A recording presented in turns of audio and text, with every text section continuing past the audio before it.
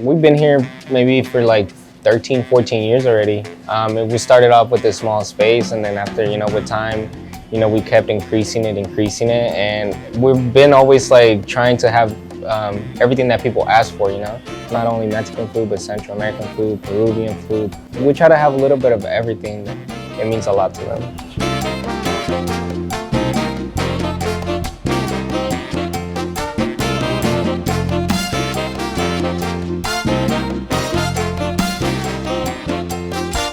I mean, we had some lights that weren't working at all. This one wasn't, this one.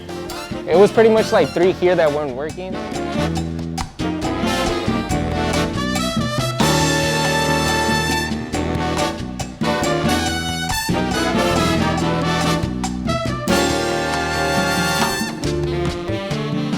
So once they were done, everything looked really good.